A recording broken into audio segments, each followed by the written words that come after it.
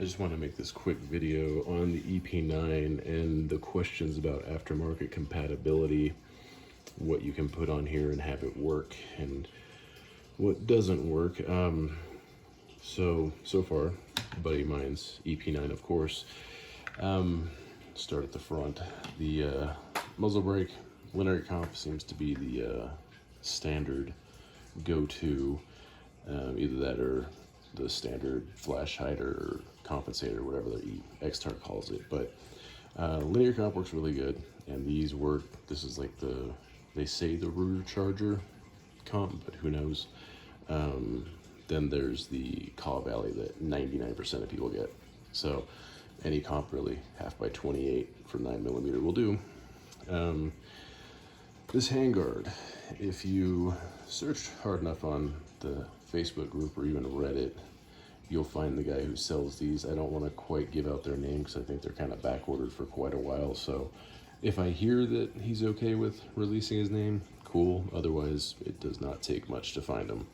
But really cool CNC'd aluminum handguard. This is the 7-inch handguard, I believe, which kind of, lines up nicely, let you tuck the comp or whatever you're going to put in there, silencer, if you're going to run that in here. And then M-lock slots all the way around. You can't really use that. I guess you could use that one for something, but 3, 6, and 9 positions for your M-lock. Strike link handguard. It's like my favoriteest handguard ever for pistols. Even have it on some rifles, and it's really nice. Just ergonomic for me. You get the grip. I like to grip the tab up front, and then the rest of it just kind of sits in my hand really well. So just the one I prefer. For backup sights, again, any backup sight of your choice. These are the Kriss Defiance sights. I got these on sale through their shop a while ago for $50 for the set, but what I really like on this is very slim. They kind of follow the contour of the raised pick rail. So those are good, any sight. One of the things that people will comment on a lot is risers. With the rail being so high, sometimes your 1/3 co-witness risers, or even the is it the 1.9, or I might be getting that wrong, but any riser seems to bother people taking their cheek off the brace, if you will, whatever we're calling it these days. So I just went with just the direct pick rail mount. Keeps it nice and low and keeps your line of sight and your cheek weld all kind of lined up. It's kind of it for the front. Not much else to say. Didn't do anything to the charging handle. I know a lot of people are having issues with it being kind of grimy. Mine, my friend's, was pretty good from the factory. That you're hearing the spring there. That's not the charging handle. Not had any issues with it cycling or running. Everything seems to be good. So that aside, Phase 5 EBRV3 extended bolt release version 3.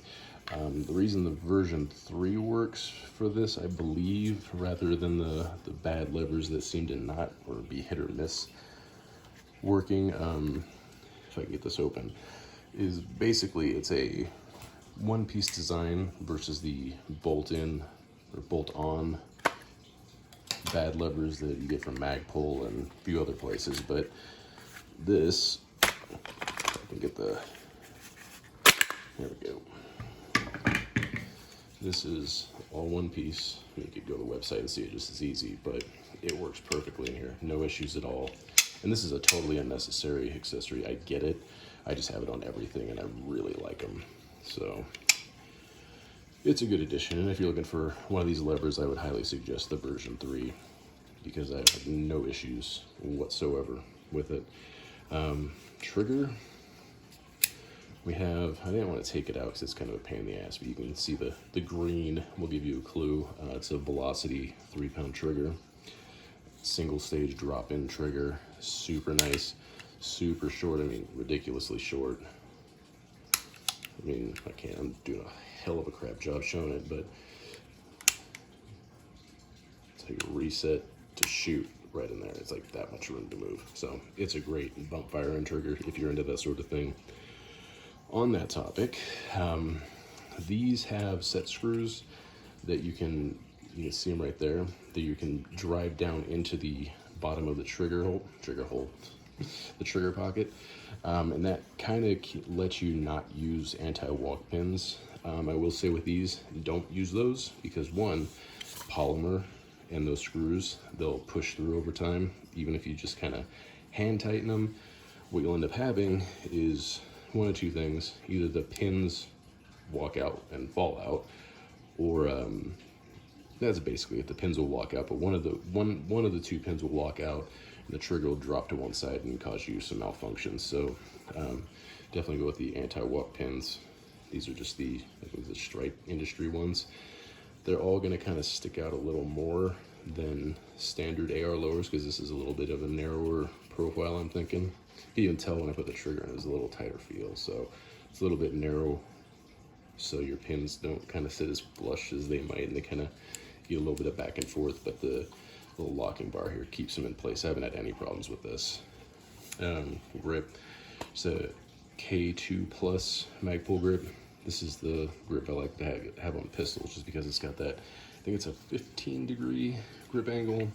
So when you're holding it in close, your wrist isn't kind of bent out while you're pulling your arm in and getting kind of strained. At least for me, I got longer arms, so the 15-degree just like, it's a perfect spot for my wrist to sit with this, pulled in close. Definitely not shouldering because this is 2018 and we still say that. Yeah, it's a good grip. You just have to be careful of the detent spring for your safety. It's a weird setup. They have two springs in there, and these takedowns don't really have a detent as far as I can tell. So what that second spring is, I don't know. But two springs in here. One's for your safety, and who the hell knows what the other one's for. If I'm remembering correctly, it was a while ago when I took this apart, but I remember there was the spring configuration was a little wonky in there. So coming to the safety, this is the Radian ambidextrous Talon safety. Yeah, Talon.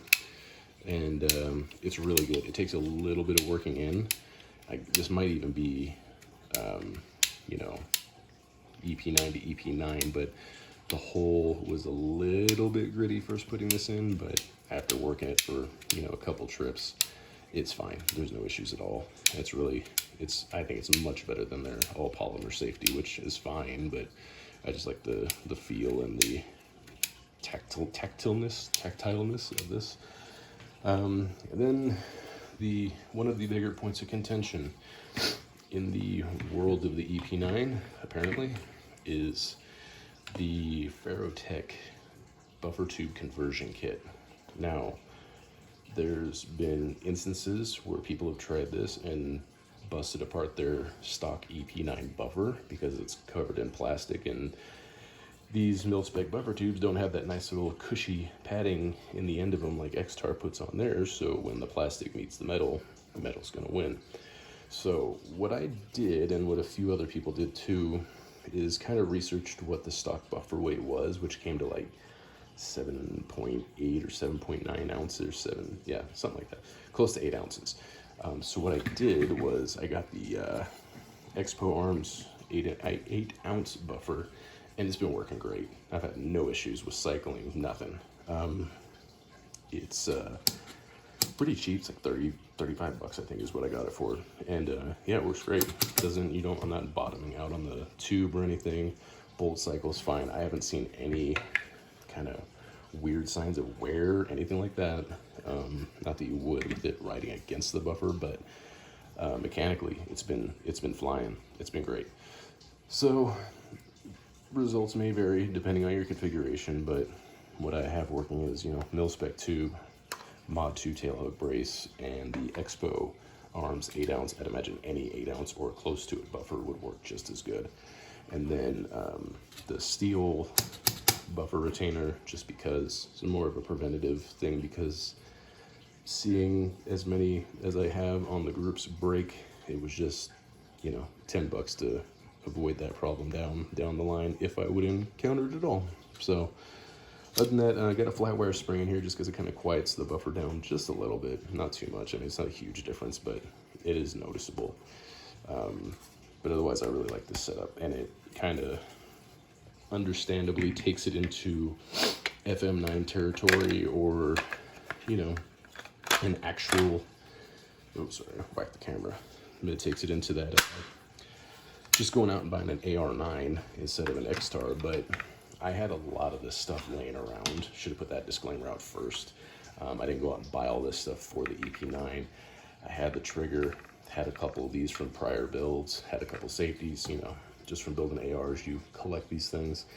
The only thing I bought specifically for it was the adapter for like 65 bucks, I think. And then the muzzle brake, which is like another, I don't know, 25, 30 bucks. And then the handguard, obviously. And I can't remember how much that was. And I don't want to say the price and be wrong. So like I said, go find the guy. He's not hard to stumble across in all the Reddit and Facebook groups. So that's basically it. But just wanted to kind of lay out. I've ran probably close to 2,000, if not more, rounds in this configuration. And I've had in other configurations with the standard brace. Pretty much changed the grip right away. Put this on right away. The trigger, I had a LaRue in there. That was good. I really like LaRue triggers. I just like these because they're very fast, and you get stupid fast follow-up shots with it. And the LaRue was great. You can get good follow-up shots with the LaRue too. It's 2-stage, but it's like a 4-pound 2-stage. It's really good. But I just wanted to try the velocity and ended up liking it better. That's about it. This came later, obviously, because they had to make it. But I'm really liking the handguard. It's a really good addition. And they make a shorter version. I think they make a 4-inch, if I'm mistaken, like a 4.5, and then a 7.1 inch. Either look good. And the 4-inch one, they have a plate. It's like a big washer you put in the front that blocks the hole. You even see with the standard handguard, it would fit with the standard handguard as well, but it makes it look really clean. And then this was like the final add-on with all this stuff back here that's been running great. Haven't had any issues at all. But again, everyone sets their stuff up differently, so I can't say that this will all work for every build, or that it should, because you shouldn't go out and buy all this stuff just for the EP9. You should spend your money on something that is an AR9 if you're looking to do that, because I basically turned this into an AR9. I get it, but I had a lot of this, so I just kind of I keep saying like I'm getting confused because my friend had all this because he would hate to have this thing going for warranty work. But anyway, all this stuff was laying around, and we just want to see if it would work, and it did, and they just kept it this way. So every one of them gonna look a little different, but you know, to have something different than just the standard throw a Cobb Valley comp on it and call it a day, you know, what fun is that? So if it's helpful to anybody, cool. If not, you know, at least you can see it's possible, and I'm sure somebody will not like it, and that's fine. I don't care, because this runs perfectly for me. And then yeah, that's it.